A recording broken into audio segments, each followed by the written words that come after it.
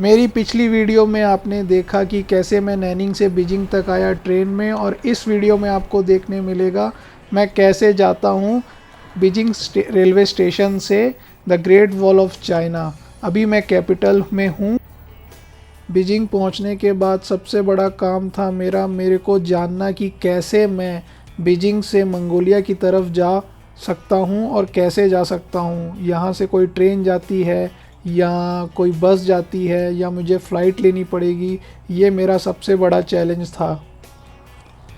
यहाँ पे मैं जिसको भी पूछता था कि मुझे मंगोलिया जाना है, कोई भी मुझे नहीं बता पाता था कि मंगोलिया कैसे जा सकते हैं। इवन कि मैंने रेलवे स्टेशन के जो टिकट काउंटर होता है उनको भी जाके पूछा कि यहाँ से कोई ट्रेन चलती है जो कि मंगोलिया जाती है या कोई मंगोलिया के पास वाले कोई शहर में जाती है, तो वो भी मुझे नहीं बता पा रहे थे।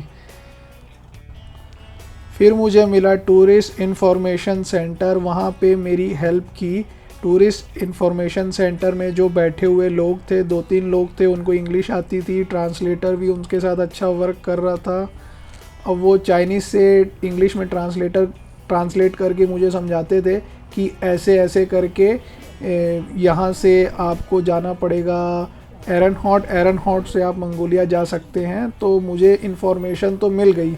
अब मेरा दूसरा काम था कि मुझे the great wall of China जाना था, तो मैंने वो इन्फॉर्मेशन भी उन्हीं से ले ली। तो उन्होंने मुझे बताया कि यहाँ से आपको बस लेनी पड़ेगी जो कि जाएगी the great wall of China. ज़्यादा दूर नहीं है, यहाँ से 1-2 घंटे का रास्ता है। फिर मैंने ली टिकट, ये वो टिकट है जो कि मैंने बस की ली।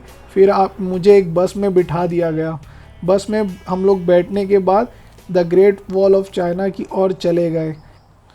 The great wall of China के बारे में मैं आपको बता देता हूँ कि ये 22,000 किलोमीटर लंबी है। ये इतनी लंबी है कि धरती 2 बार घूम ले आदमी, और 2000 साल लग गए थे इसको बनते बनते। ये कंप्लीट हुई नहीं हुई ये मुझे नहीं मालूम। बीच से कभी सुनने में आया कि कभी टूट गई, कभी नहीं है। हाँ, तो फिर यहाँ हम लोग बस से उतर गए। बस से उतरने के बाद उसने हम लोग को कुछ समझाया, एक लड़की ने, पर अपन को ज़्यादा कुछ समझ नहीं आया क्योंकि चाइनीज़ में बता रही थी।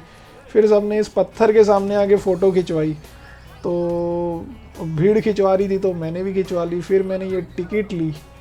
टिकट आपको वहाँ पे मिल जाती है 40 येन की, चाइनीज़ येन की, और ऐसे स्कैन करवा के और आपको ऐसे अंदर जाने एंट्री मिल जाती है। ये अपन आ गए सीढ़ियाँ चढ़ के ऊपर। यहाँ से स्टार्ट होता है पूरा सफ़र।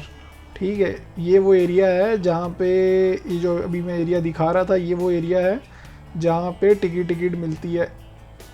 मेरा लकीली मुझे ऐसा लगा कि अभी भीड़ कम थी उधर।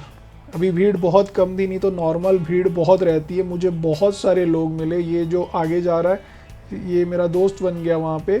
और ये भी एक ये एंट्रेंस नहीं है, ये एक टाइप का वापस जाने का है।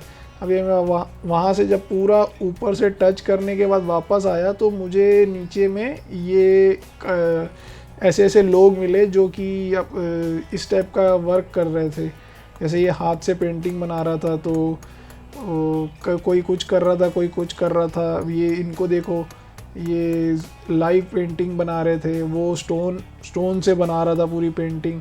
अब ये सब जो कभी इसको रिपेयर करते हैं, कभी नहीं करते, मुझे नहीं मालूम। और 1 मिलियन के आसपास लोग इसको बनाते बनाते मर गए। और इतना बड़ा प्रोजेक्ट है ये, जिसने भी लिया होगा, सोचा होगा, मुझे नहीं मालूम, 2000 साल तो इसको लग गए बनने में। बाप रे, कितना बड़ा और कितना पुराना प्रोजेक्ट है। नीचे उतरने के बाद मैंने देखी खाने की दुकानें, पर मैंने कुछ खाया नहीं। मैं चुपचाप बस की टिकट ली, वापसी की। मैं वहाँ बस में बैठ गया।